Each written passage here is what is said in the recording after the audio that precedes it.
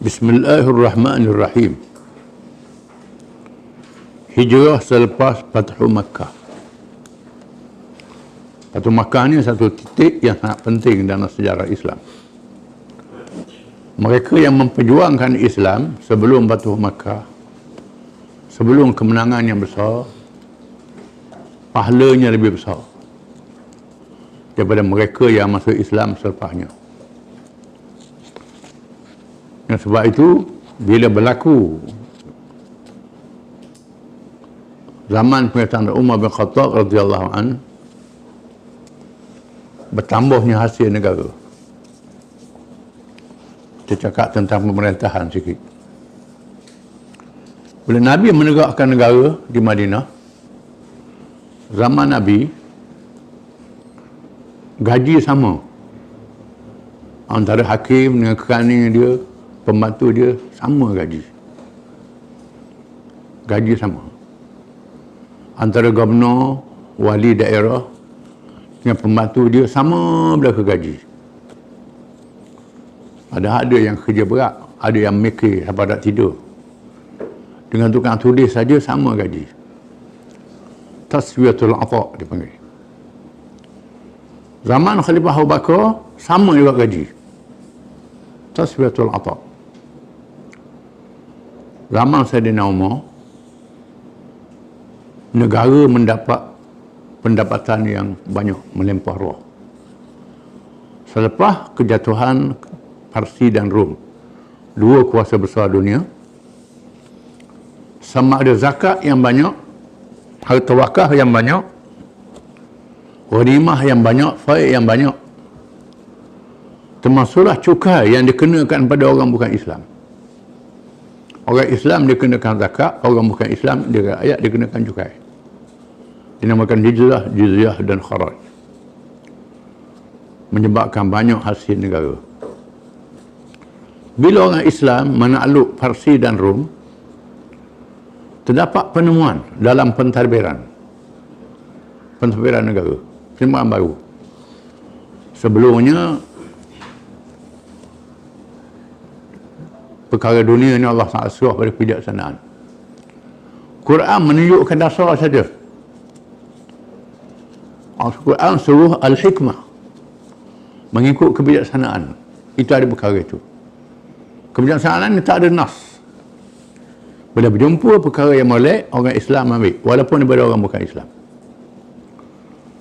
Zaman Sayyidina Umar, terdapat penemuan sistem pentadbiran kerajaan Parsi dan Rom. Ada sistem skim gaji ikut grade, ikut kedudukan dalam pentadbiran. Maka Sayyidina Umar melaksanakan taqsimul ata, bukan taswiyatul ata. Di mana antara Sayyidina Umar buat ialah mereka yang masuk Islam sebelum pembukaan Mekah, gajinya lebih mahal pada mereka yang masuk Islam selepas pembukaan Mekah. Ahli Badar gajinya mahal pada orang lain, orang yang tidak ahli Badar. Orang yang peranannya besar, gajinya mahal pada orang yang lain. Maka gaji hakim mahal pada gaji pembantu dia. Gaji jeneral tentera mahal pada perabot, pada orang bawah, ketua pasukan. Dibuat sistem gaji zaman Sayyidina Umar. Termasuklah mereka yang masuk Islam sebelum pembukaan Mekah. Pada awal permulaan pemerintahan Sayyidina Umar, orang protes. Biasalah bila gaji tak sama ni, protes lalu. Temu Sayyidina Umar, tak adil ni pasal apa ni, orang ni sama dengan tu. Sayyidina Umar kata, mereka ni berjuang dengan Nabi sejak daripada awal. Belum pada masuk Islam, perang dengan Nabi. Sayyidina Umar kata, aku tak akan sama orang yang berjuang dengan Nabi pada awal dengan mereka yang penuh lawan Nabi macam mu. Masuk Islam kemudian. Senyap, dia kata. Termasuklah sebagai tambahannya dalam masalah pencen. Sayyidina Umar memberi pencen kepada isteri-isteri Nabi Ummahatul Mukminin radhiyallahu anhunna, ada pencen pada isteri-isteri Nabi. Pencen lah istilah sekarang ni, disebut atha. Nabi beri pada Aisyah lebih pada beri pada isteri-isteri yang lain, menyebabkan isteri-isteri yang lain protes. Sama-sama orang Puang protes juga. Dia tak jumpa dengan Sayyidina Umar, takut. Dia jumpa dengan Hafsah. Hafsah ni anak Sayyidina Umar, isteri Nabi. Hafsah jumpa dengan ayah dia, Khalifah Umar. Ayah, isteri Nabi ni puasih pasal apa ayah beri mahal ke Aisyah ni. Kepada kami ni beri gaji murah. Sayyidina Umar kata, kalau ayahmu serupa dengan Abu Bakar, ayah Aisyah, aku beri sama. Sayyidina Umar kata, aku beri sama. Kerana Abu Bakar peranan dia sangat besar dalam sejarah Islam. Kalau ayahmu ni sama dengan ayah Aisyah, aku beri sama. Sayyidina Umar kan backing. Bila Aisyah tahu, Aisyah undur menyamakan pencen dia atok dengan orang lain sama. Itu cerita. Jadi Fathu Makkah ni mempunyai keistimewaan balik pada Fathu Makkah. Fathu Makkah juga meletakkan titik perbezaan di sisi Allah dan kalangan orang yang menganut Islam sebelumnya dan selepasnya di sisi Allah dan Rasulnya sallallahu alaihi wasallam. Di sini dibuat dalam pentadbiran kerana perbezaan mengharungi cabaran dan ujian. Begitu juga perkara hijrah ke Madinah yang diberi fadilat besar tidak sama dengan hijrah yang berlaku selepasnya. Orang Bosnia hijrah masa negeri ditekan orang komunis. Orang Palestin sekarang ni negara takluk berhijrah selamatkan akidah dia. Tak sama dengan sahabat-sahabat Nabi yang berhijrah zaman awal Islam. Allah Ta'ala berfirman, firman Allah SWT, la yastawi minkum man anfaqa min qabli al-fathi wa qatal ulaika a'zamu darajatan min alladhina anfaqu min ba'du wa qatalu wa kullan wa'adallahu al-husna. Ini ayat Quran. Tidaklah sama di antara kamu orang-orang yang membelanjakan hartanya serta turut berperang sebelum Fathu Makkah, sebelum pembukaan Makkah. Mereka itu lebih besar darjatnya daripada orang-orang yang membelanjakan hartanya serta turut berperang sesudah itu. Dan tiap-tiap satu puak Allah janjikan balasan yang sebaik-baiknya. Surah Al-Hadid ayat yang ke-10 disebut dalam Quran dengan nas Quran.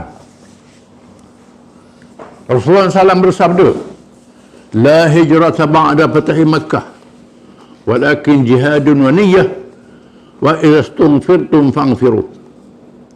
Ini hadis Nabi menafsirkan ayat ni.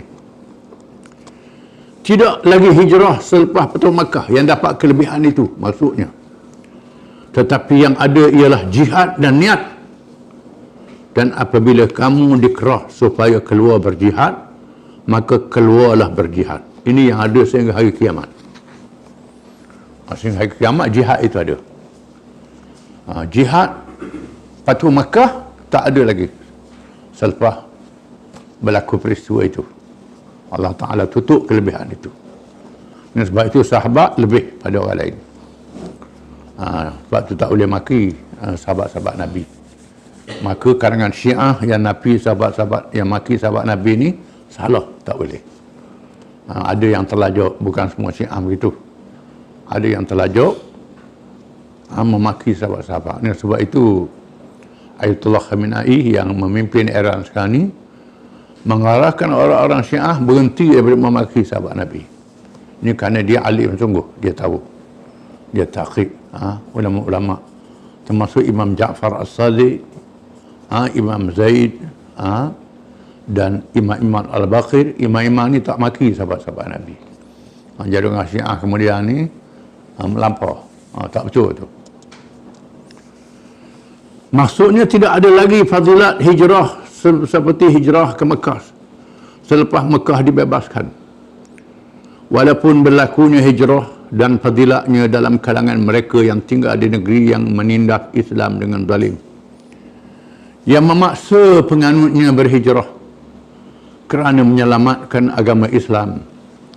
Adapun jihad menegakkan Islam dan mempertahankannya serta fadilatnya tetap berlangsung selagi ada Islam dan pendukungnya.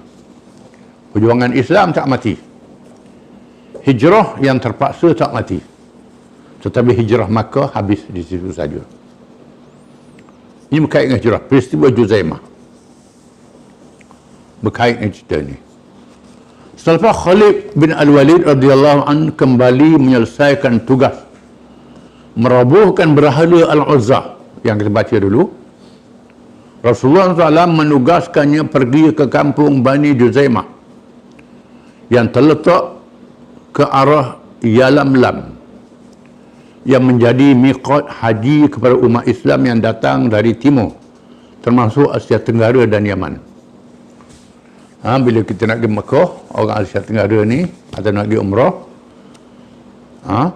di umur nak kapal terbang, ini sudah sampai Yalamlam, tempat miqat, pakai ihram. Makanya Nabi menghadkan pakaian ihram tu dipakai miqat. Maka ni dipanggil bagi orang timur Yalamlam. Orang negeri lain ada miqat dia.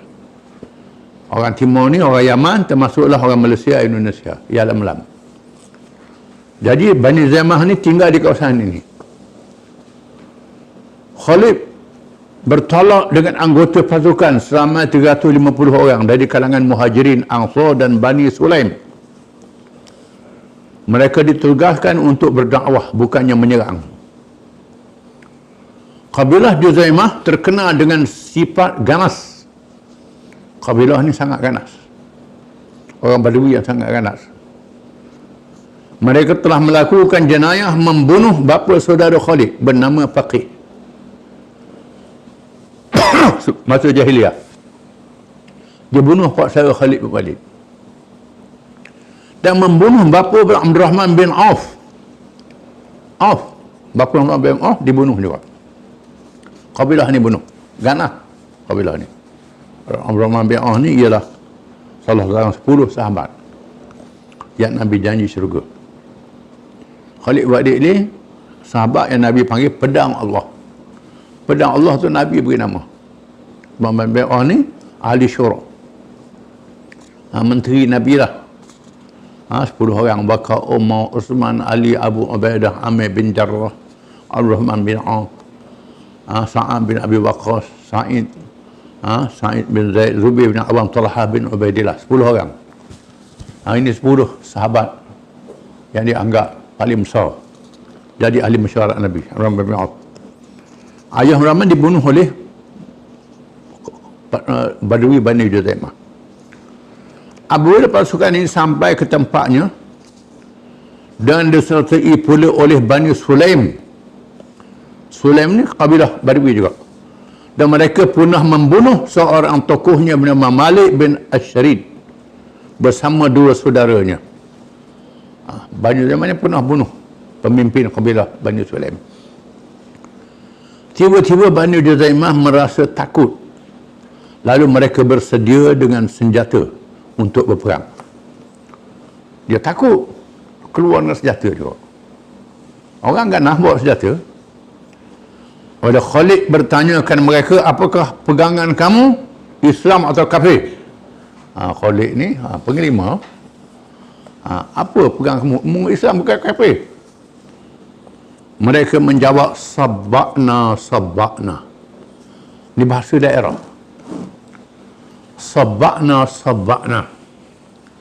Sabakna ni dengan makna kami telah tukar agama. Maknanya telah Islam lah dalam bahasa mereka. Tanpa menyebut aslamna. Bahasa Quraisy ialah aslamna. Kami telah masuk Islam dalam bahasa Arab, fasih, bahasa Quraisy, bahasa Quran. Dia sebut sabakna. Sabakna. Macam kita Patah Timur, Patah Barat lain bahasanya. Orang Terengganu kata Amba, Kelantan kata Amba. Demo. Begitulah. Mu. Perkataan tu, sabakna. Dia kata begitu. Dia kata aslamna. Lepas tu aslamna. Khalid bertanya, mengapa kamu membawa senjata untuk berperang?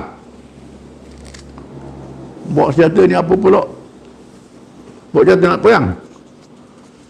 Mereka menjawab, kami dalam bermusuhan dengan orang-orang Arab Badui sekitar ini. Kami tersalah sangka bahawa kamu adalah musuh. Kami ingatkan musuh. Sebab tu kami bawa senjata, kata mereka. Khalid memerintah supaya mereka meletak senjata. Dan mereka ditawan. Suruh letak senjata, tawan. Ikat, tawan. Suruh diri dah, tawan juga. Dan membahagikan tawanan itu dalam kalangan anggota tenteranya. Dia bagi kepada pasukan-pasukan tawanan ni. Suruh jaga. Bila tiba waktu sahur, Khalid memerintah supaya tawanan masing-masing dibunuh. Kerah ni. Suruh bunuh. Ini masa ni tak tahu hukum lagi. Dia bunuh. Adapun tentera dalam kalangan Bani Sulaim membunuh tawanan masing-masing. Bani Sulaim ni agak badui, tak ngaji, bunuh, ikut arahan ketua lah. Tetapi kalangan Muhajirin dan Ansar membebaskan tawanan masing-masing tanpa mentaati arahan Khalid. Muhajirin Ansar bebas. Tak ikut arahan jeneral. Tak ikut. Peristiwa ini sampai kepada pengetahuan Rasulullah SAW. Sampai ke Nabi cerita ni. Orang kabur ke Nabi. Orang kabur dah Khalid buat begini. Mengikut riwayat Abdullah bin Umar yang kabur. Dan Rasulullah SAW bertanya, adakah dalam kalangan kamu orang yang membantah tindakan itu? Ada orang larang bunuh tawanan ni.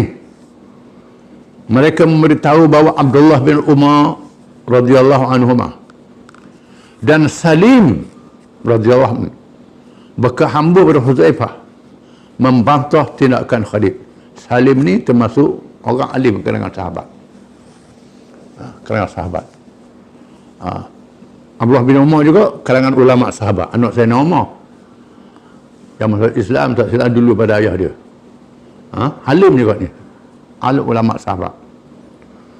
Lalu Rasulullah menadah tangan dan bersabda, Allahumma inni abra'u ilaika mimma sana'a Khalid. Ya Allah, Tuhanku, aku berlepas diri daripada apa yang telah dilakukan oleh Khalid. Nabi minta ampun kepada Allah Ta'ala. Aku tak kena mana Khalid buat ni. Khalid sudah buat salah. Seterusnya Rasulullah SAW menugaskan Ali bin Abi Talib radhiyallahu anhu supaya pergi ke kampung Juzaimah supaya membayar diat dan ganti rugi harta benda kepada penduduk Juzaimah yang dibunuh dengan cara yang salah. Mengikut hukum Islam, bila bunuh orang dengan cara yang salah, kena bayar pampasan, bayar diat. Diat mughallazah. Minggu lepas kita dah baca tentang diat mughallazah ni sebut dalam ucapan Pertuan Makkah. Ratus ekor unta. Dinilai harganya. Bayar.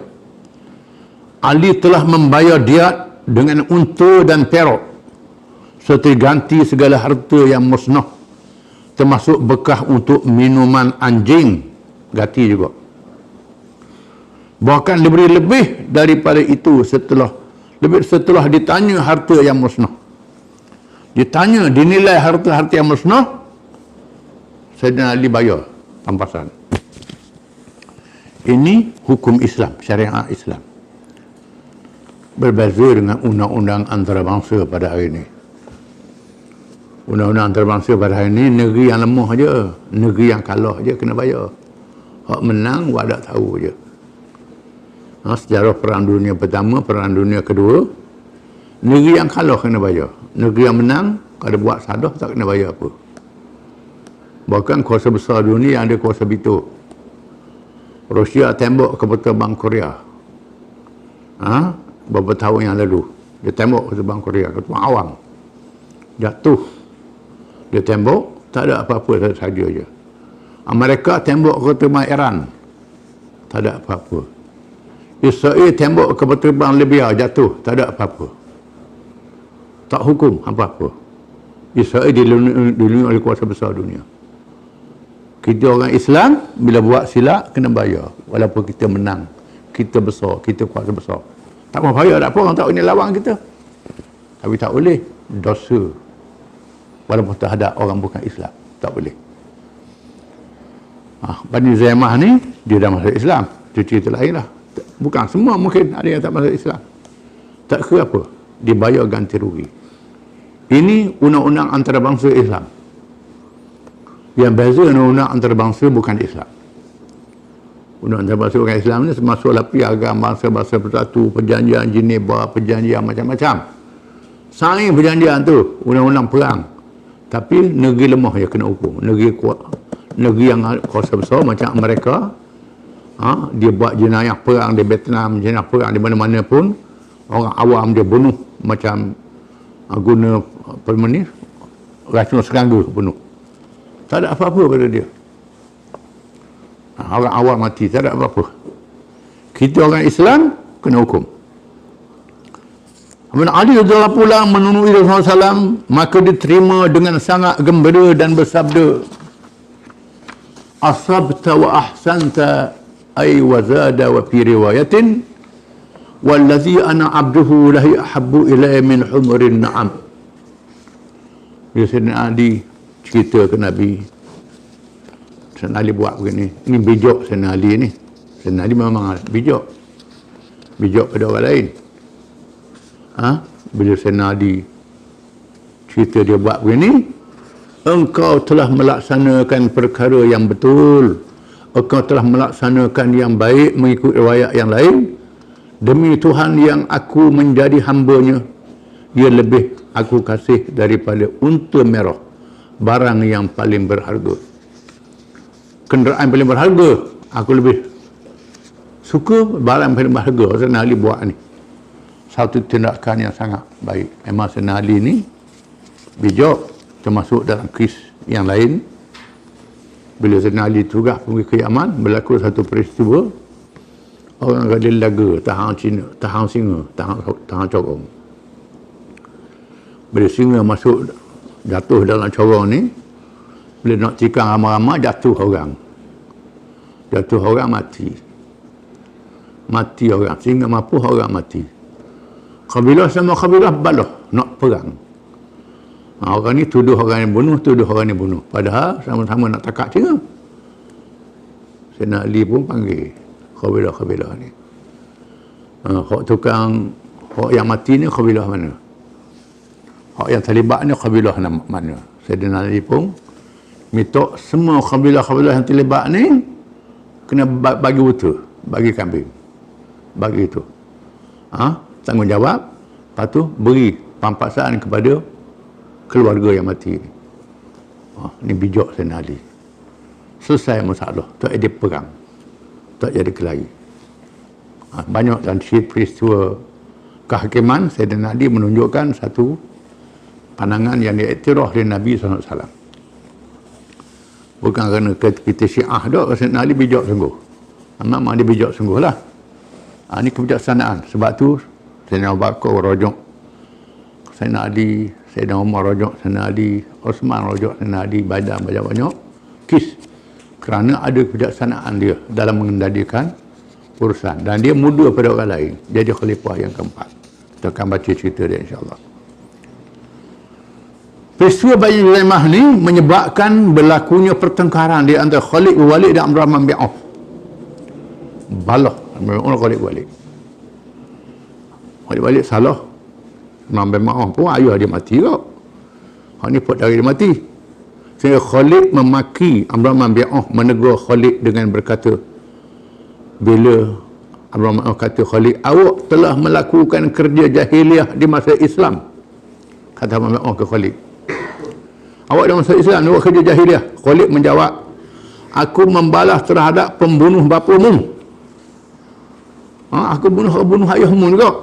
Abdurrahman bin Auf menjawab, pembohong, aku telah membalas terhadap pembunuh bapaku. Awak membunuh orang yang telah Islam kerana membunuh seorang sahaja di zaman jahiliah. Kerana orang tu bunuh seorang, awak bunuh ramai-ramai. Khalid menjawab, siapa yang memberitahu bahawa mereka telah Islam? Siapa khabar dia masuk Islam? Masuk Islam apa?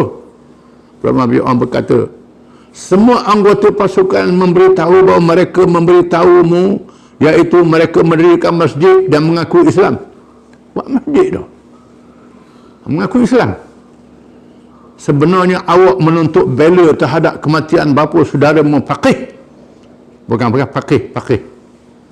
Khalid menjawab, aku melaksanakan perintah Rasulullah untuk menyerang mereka. Rasulullah serang, aku serang. Balak. Rasulullah menegahkan, awak pembohong.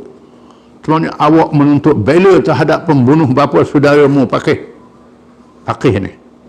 Akhirnya Rasulullah SAW campur tangan dan bersabda, mahlan ya Khalid, da'anka ashabi, fawallahi law kana laka uhudun zahaban fa'anfaqtahu fi sabilillah ma adrakta ghuduwatan rajulin minhum wala rawhatah. Berhentilah wahai Khalid, jangan memaki sahabatku yang awal masuk Islam. Orang ni masuk Islam yang awal. Maka demi Allah, kalau kamu mempunyai emas sebesar bukit Uhud, lalu kamu sumbangkan derma fi sabilillah, saya tidak dapat menyamakan amalan pagi dan petang dilakukan oleh mereka. Mengikut riwayat, secupuk ini belanjakan oleh orang yang masuk Islam sebelum pembukaan Mekah. Tak sama dengan emas sebesar bukit Uhud yang dibelanjakan oleh orang lain selepas itu. Kerana zaman itu zaman yang sangat getir, zaman sangat dahsyat. Peristiwa ini memberi pelajaran hukum Islam yang wajib ditunaikan walaupun di saat paling marah di medan peperangan. Jangan melampaui batas, tidak boleh memaksa ketika berdakwah. Tak boleh paksa berdakwah. Menerima iqrar masuk Islam tanpa mengucap dua kalimah syahadah. Kalau orang tu dia kata saya masuk Islam dah, dia tak mengucap lagi, Islam lah. Hukumnya begitu. Mengucap dengan syahadah ni sebagai pengesahan saja. Dalil beberapa peristiwa menunjukkan bila orang tu kata saya dah percaya ke Islam ni, Islam lah. Tak mengucap dengan syahadah ni nak mengesah, nak tu saja, merasmikan saja. Dan dengan apa sahaja ungkapan atau bahasa yang menunjukkan bahawa seseorang itu mengaku percaya kepada agama Islam. Dia cakap bahasa Inggeris, bahasa Cina, bahasa Jepun, bahasa apa, dia percaya ke Islam, Islam lah dia. Ni tak nak suruh sebut bahasa Arab, asyhadu anna Muhammadar Rasulullah, tidak sah Islam. Ni tak betul. Dia mengucap, dia mengaku dengan bahasa dia sekalipun, bahasa orang asli ke, dia dah percaya ke Islam, jadi Islam. Dan cukup dengan pengakuan lidah. Adapun perkara yang tersembunyi dalam hati adalah urusan Allah, bukannya urusan kita.